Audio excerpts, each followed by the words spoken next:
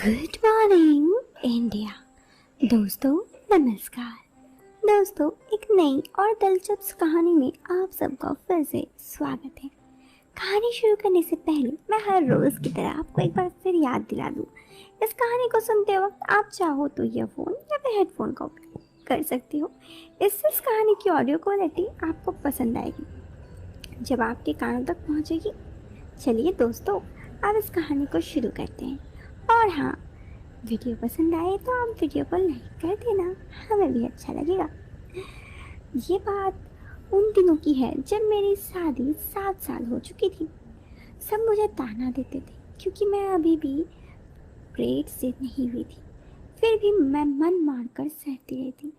भले ही मैं अपने आप को कोसती, अपने पति से भी खुश नहीं थी, लेकिन फिर भी किसी को कुछ न कहती।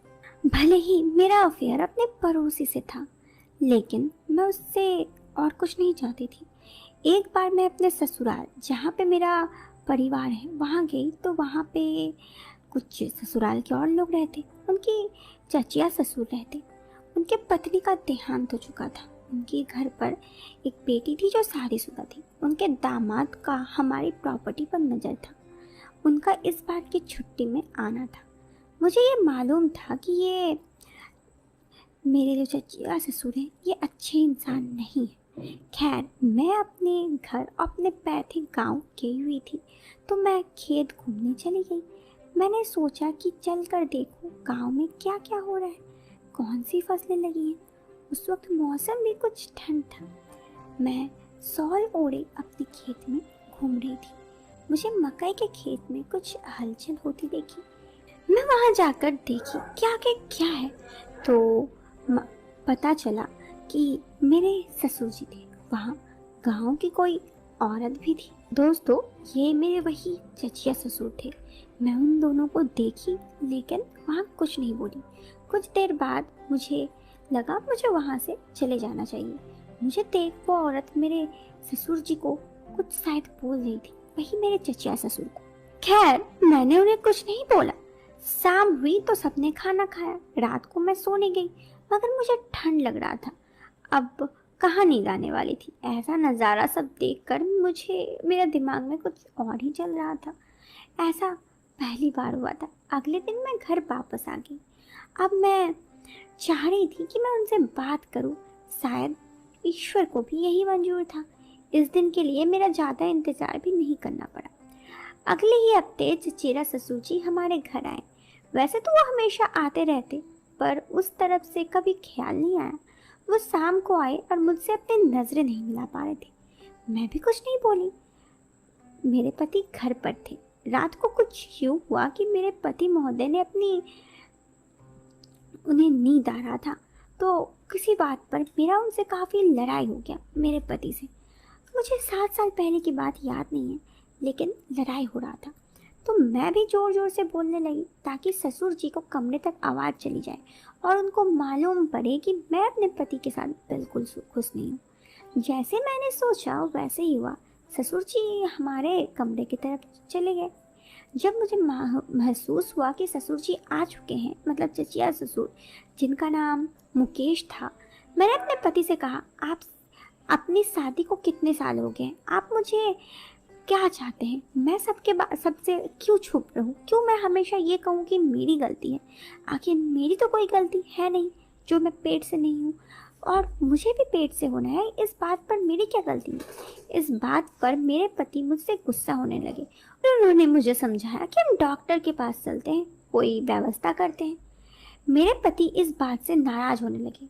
उन्होंने कहा, खैर, हम दोनों की लड़ाई मुकेश जी, मतलब मेरे चचिया ससुर, सुन चुके थे। सुबह पति 4 दिन के लिए दूसरे काम के लिए शहर चले गए तो मुकेश जी घर पे थे।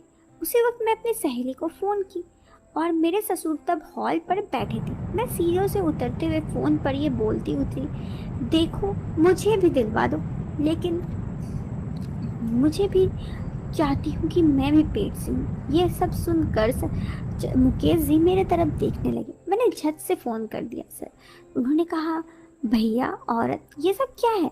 मैं गुस्से से बोली, पता नहीं किस खानदान में मेरी शादी हुई है, मेरा पति एक नंबर का निकम्मा है।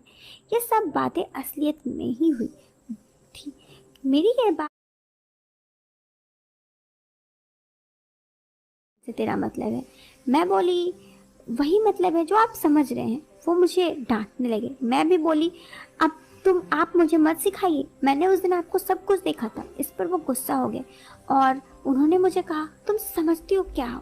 अब क्या था, उनका गुस्सा 7वें आसमान पर था और उन्होंने कहा, जाओ यहाँ से, और मुझे डांटने लगे।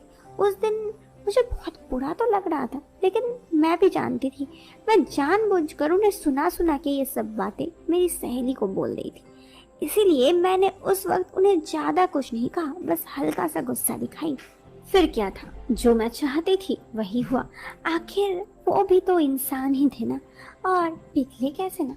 उस वक्त ऐसे भी घर पर कोई नहीं था, तो वो बड़े आसानी से पिघल गए और मेरा काम भी हो गया। फिर जाने से पहले उन्होंने कहा कि एक काम करना, मुझे फ़ोन करना। 1 महीने बाद मैंने उन्हें खुशखबरी सुनाई तो वो यहाँ पे आए मिठाई लेके। मेरे पति भी बहुत खुश थे, आखिर मैं पेट से जो थी। खैर उसके बाद क्या, 9 महीने बाद की बात है, उन्होंने मुझे अपना आधा जायदाद मेरे नाम कर दिया। अब मेरे नाम तो हमारे नाम पहले भी आधी जायदाद थी और उनमें की भी आधी जायदाद मेरे नाम होगी। इससे मेरे ससुराल वाले भी काफ़ी खुश हो गए। तो दोस्तों, ये थी एक मेरी दास्तां। आपको कैसी लगी जरूर बताना कमेंट बॉक्स पर। वीडियो के पसंद आने पर आप इसे लाइक और चैनल पर पहली बार आए हैं तो सब्सक्राइब करें। मिलते हैं फिर एक नए वीडियो में एक नए और इंटरेस्टिंग टॉपिक के साथ। तब तक के लिए